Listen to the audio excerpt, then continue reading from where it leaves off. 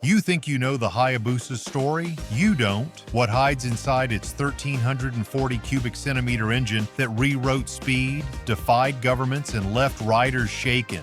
Miss the ending and you'll never know the truth they tried to bury. Stay until the end, because what's revealed will change how you see motorcycles forever. The Detonation. In May of 1999, on a closed test track in Japan, a lone rider crouched low behind the windscreen of a strange, bulbous machine painted in shimmering bronze and silver. The throttle twisted, the inline four roared, and the world blurred into a tunnel of speed. The speedometer needle leapt, 270, 280, 290 kilometers per hour.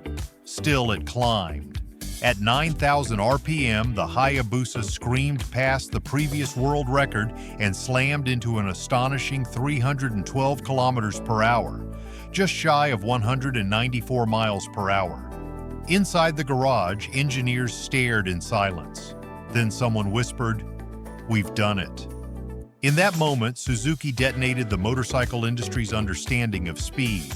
The machine was christened the Hayabusa, Japanese for peregrine falcon, a bird known to dive at over 300 kilometers per hour.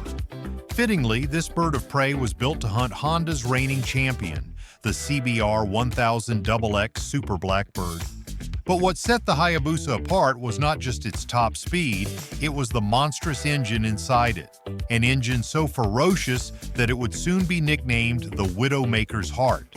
This wasn't merely a motorcycle, it was a weapon. One that would change the rules of engineering and force the world to respond. To grasp why this machine terrified an industry, you have to look beneath its skin, straight into the beating heart that powered the legend. Anatomy of power. The heart of the first-generation Hayabusa was a liquid-cooled 1,299 cubic centimeter inline-four with double overhead cams and 16 valves. On paper, it looked like an evolution of Suzuki's GSX-R architecture, but in reality, it was a bespoke masterpiece designed with one objective: relentless, controllable thrust. At the crankshaft, the engine produced a claimed 173 horsepower, but dyno runs told the real story. Over 160 horsepower at the rear wheel at just under 10,000 revolutions per minute. Torque peaked at 135 Newton-meters, or nearly 100 pound-feet, delivered smoothly from 4,000 revolutions upward. Unlike peaky sport bikes, the Hayabusa did not demand perfect gear selection. Roll on the throttle in third, fourth, or even fifth gear, and it surged forward like a freight train. Suzuki engineered subtle tricks to make this possible. A ram air intake pressurized the airbox at high speed, essentially offering free boost. Forged aluminum pistons sat in steel-lined cylinders with oil jets cooling each crown. A counterbalancer shaft reduced vibration so the engine could be mounted directly to the frame, improving stiffness. The 6-speed gearbox with its long ratios allowed both quarter-mile blasts under 10 seconds and relaxed highway cruising. That brilliance, however, carried consequences the engineers never anticipated as the rest of the world prepared to push back. If you're gripped by what you've heard so far, hit that like button. It tells us you want the truth uncovered. And drop your thoughts in the comments. Do you think machines like this are brilliance or danger disguised as progress? The world strikes back. The Hayabusa's achievement did more than crown Suzuki King of Speed. It triggered a backlash that rippled across continents. By the year 2000, rumors swirled that Kawasaki's upcoming ZX-12R might exceed 320 kilometers per hour.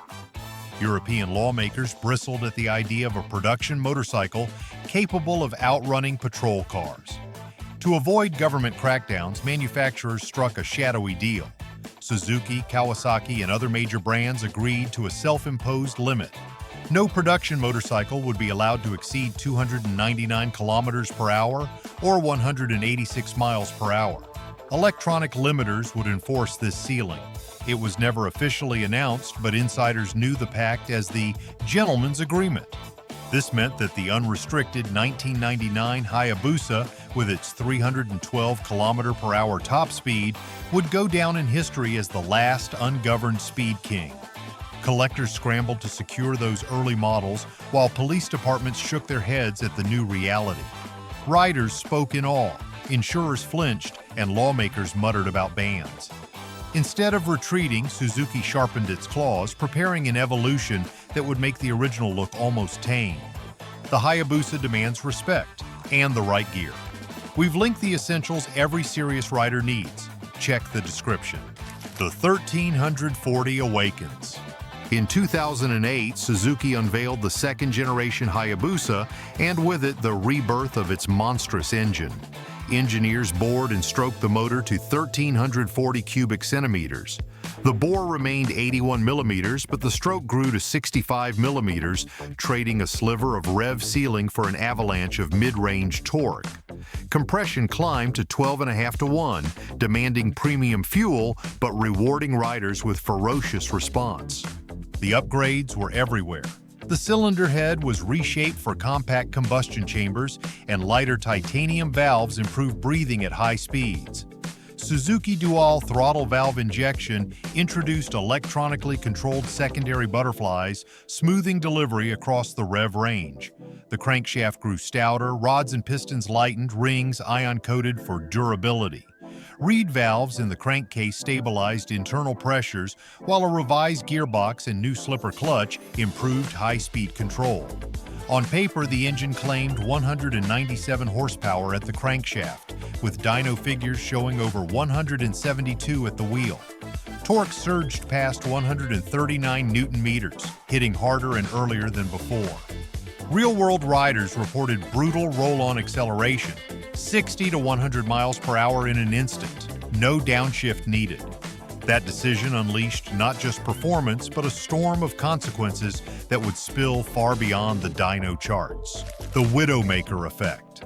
The Hayabusa's engine did more than break records. It broke riders. From the moment it appeared on the streets in 1999, stories began to circulate of men and women who underestimated its ferocity.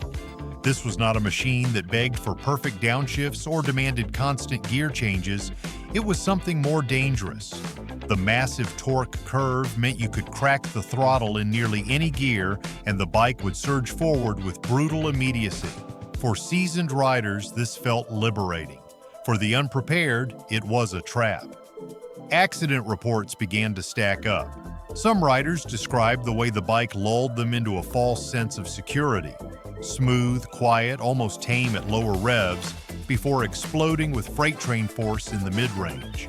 Police in Europe and North America recorded multiple fatalities involving Hayabusas within the first few years of release. Critics labeled it the Widowmaker, a name borrowed from earlier lethal machines, but now tied forever to Suzuki's 1,300 cubic centimeter Predator. Yet others swore by its stability. Long-distance riders praised its comfort, smoothness, and forgiving roll-on power that made highway travel effortless. Was it terrifying, or was it the most user-friendly hyperbike ever built? That debate split the motorcycle world, but one truth remained undeniable. The Hayabusa demanded respect. The reputation spread, and soon the Hayabusa's engine was escaping its frame to conquer arenas no motorcycle was ever meant to touch. Beyond motorcycles, the Hayabusa engine quickly became a legend in fields far beyond two wheels. Builders discovered that the compact inline-four could be transplanted into lightweight sports cars, drag racing machines, and even ultralight aircraft. Radical Sports Cars of Britain famously installed Hayabusa engines into their track day specials, producing blistering lap times by marrying motorcycle weight with car-level grip. Kit car enthusiasts followed suit, creating homemade rockets with motorcycle power plants screaming to 10,000 revolutions per minute. Drag racers embraced it for a different reason. The stock bottom end was immensely strong, able to withstand enormous amounts of boost and nitrous oxide without catastrophic failure. Tuners pushed these engines to 400, 500, even 600 horsepower, creating quarter-mile monsters that shocked audiences. Unlike many high-revving sport bike engines, the Hayabusa's long-stroke design delivered torque that could launch heavier machines with authority. In aviation, experimental pilots experimented with Hayabusa engines and gyrocopters and ultralights, praising their balance of weight, power, and reliability. In sidecar racing, where durability and torque matter as much as raw horsepower, the Hayabusa quickly became the engine of choice. Its adaptability proved astonishing.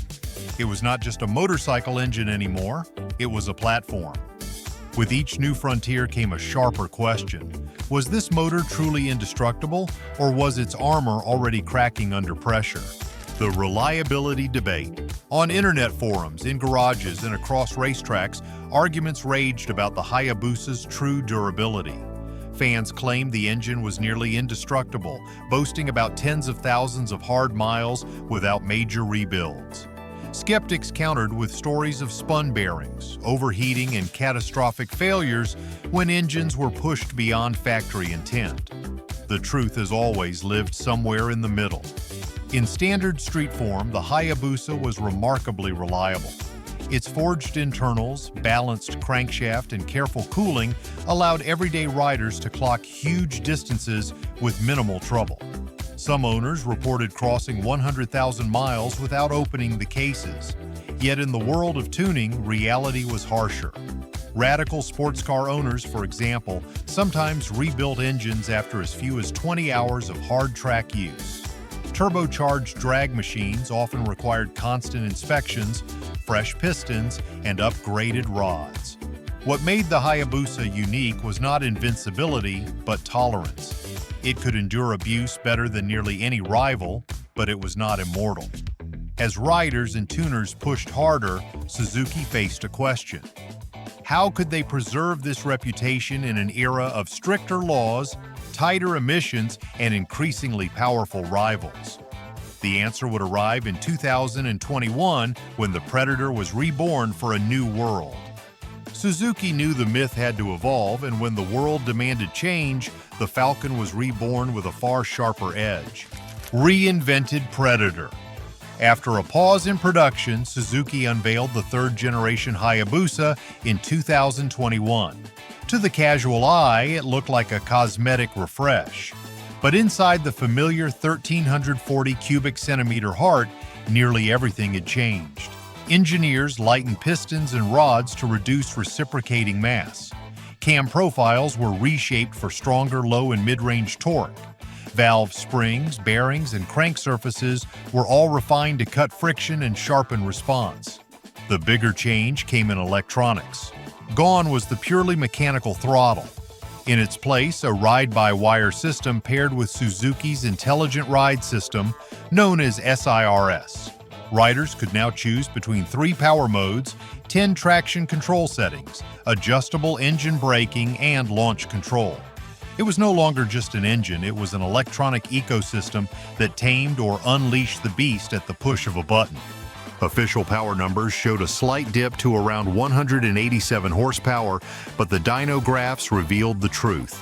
In the first 3 quarters of the rev range, the new Hayabusa produced more usable power than ever before. Real-world riders discovered a machine that felt quicker, smoother, and more responsive in everyday conditions. Suzuki had preserved the legend while adapting it for a world obsessed with safety and compliance.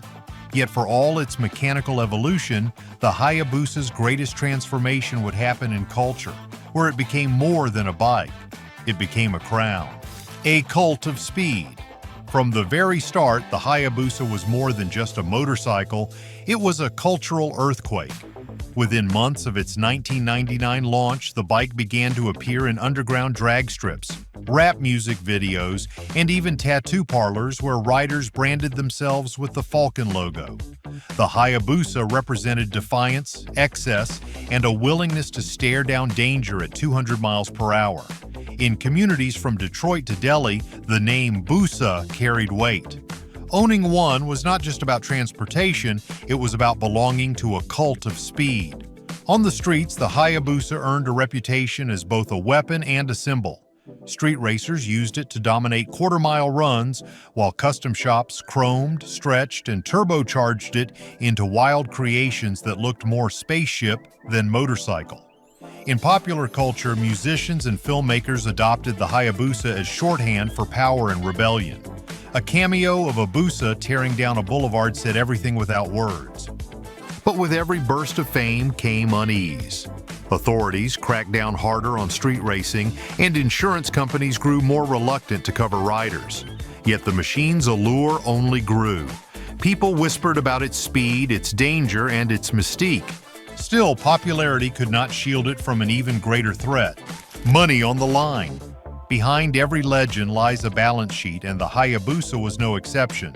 In its early years, sales soared as riders clamored for the world's fastest production bike. Dealerships struggled to keep them in stock, and in 1999 and 2000, wait lists stretched for months. But as the years passed, economic realities set in.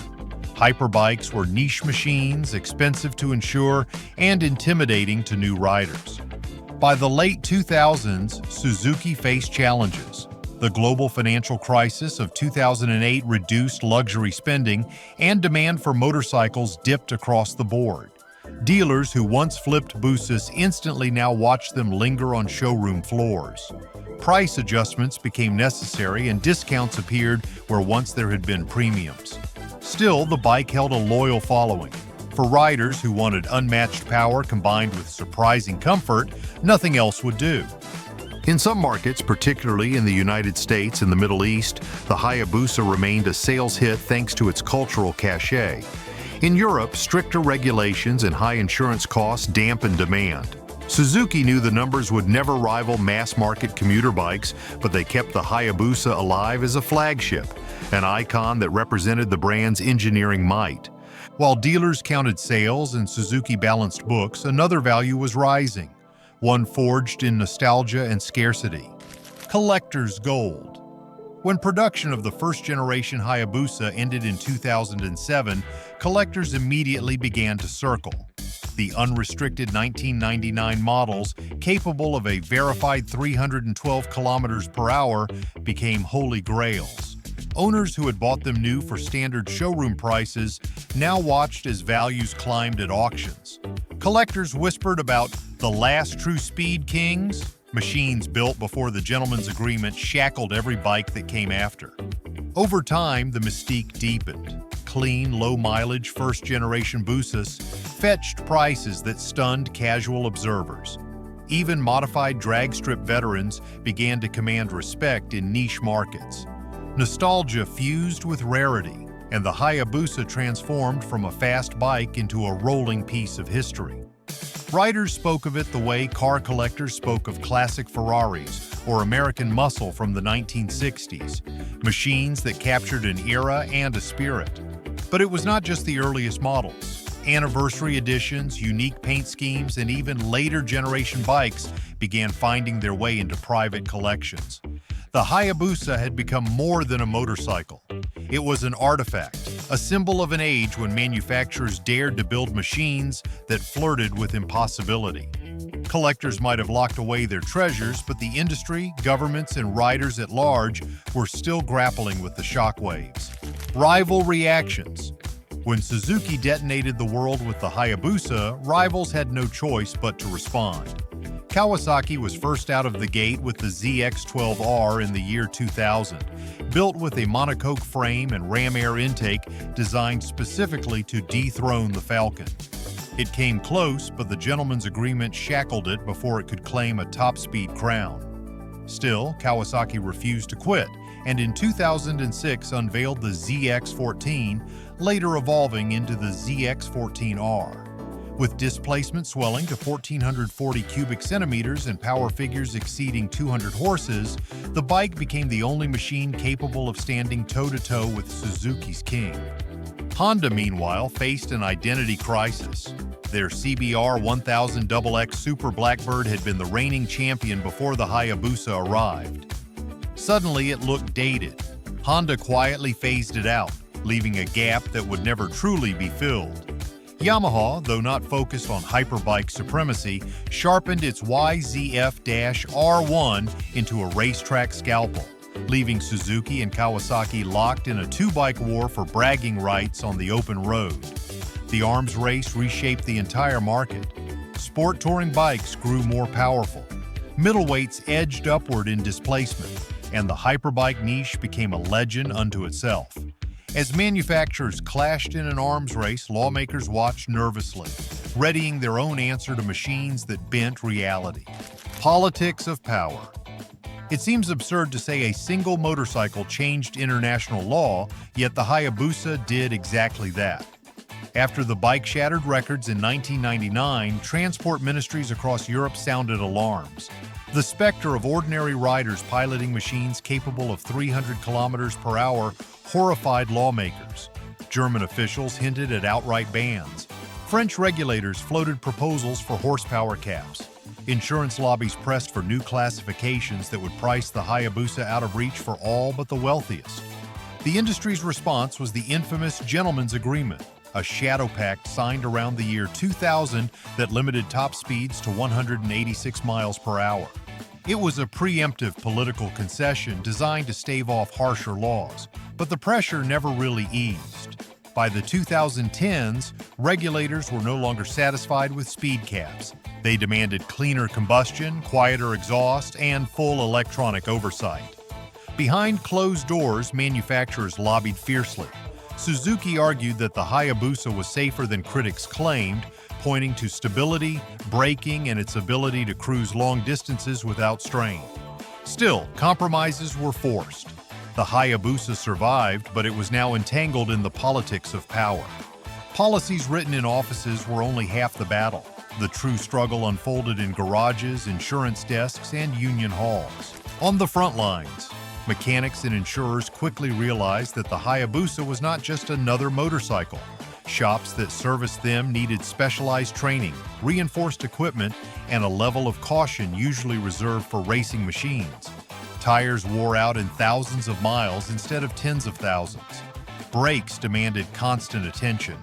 Engines, while robust, put immense strain on chains, sprockets, and clutches. Labor hours piled up and cost for owners mounted. Insurers faced their own nightmare. Claim data showed that inexperienced riders on Hayabusas were far more likely to crash than those on smaller sport bikes. Payouts soared. Some companies outright refused coverage, while others demanded sky-high premiums. The result was a class divide. Wealthier riders could afford to insure their Hayabusas, while younger enthusiasts were priced out, fueling resentment and underground riding scenes. Unions and safety advocates joined the chorus. They warned of a widening gap between manufacturer ambition and rider safety. They called for stricter licensing tiers, mandatory training, and even restrictions on who could buy hyperbikes. For Suzuki, this was dangerous territory. The Hayabusa's reputation as both a marvel and a menace had become a battleground for labor, insurers, and regulators alike. And yet, despite the struggles on the front lines, riders still lined up to buy them. Because for those who twisted the throttle, the Hayabusa meant something far deeper than horsepower or politics. You've seen how far this story reaches, into politics, insurance, and even the lives of workers on the front lines. If you don't want to miss where it goes next, subscribe right now. We break down the stories no one else dares to tell, and the ending is always worth it. Stay with us. What it means for you. The shocking truth about the Hayabusa's 1340 cubic centimeter engine is that it has always been more than metal. It is a mirror reflecting what riders desire most: freedom, speed, rebellion, and identity. To some, it represents recklessness, a mechanical dare that courts disaster. To others, it is the ultimate expression of engineering brilliance, a machine that takes the dream of unlimited motion and makes it real. Owning a Hayabusa is not just about top speed. It is about belonging to a lineage of riders who value power without apology. It is about feeling torque surge through the frame like an electric current, about watching the horizon collapse toward you faster than reason says it should. It is also about shouldering responsibility, knowing that this engine is capable of both joy and ruin depending on how it is used. In a world where governments clamp down, insurers raise barriers, and technology smothers risk, the Hayabusa endures as proof that raw passion still has a place. It tells every rider that machines can still inspire awe, fear, and respect all at once. So the next time you see that bird of prey badge glinting in the sun, ask yourself, if you twisted the throttle, what part of yourself would you be chasing? The Hayabusa story proves one truth: legends are never safe, and neither are the riders who chase them. If you've stayed with us until now, you know this isn't just about an engine. It's about freedom, power, and what happens when limits are shattered. Don't let this be the last time you hear the truths others won't say. Hit subscribe right now so you never miss the stories that change how you see machines and yourself, because the next reveal could make today's shock look small.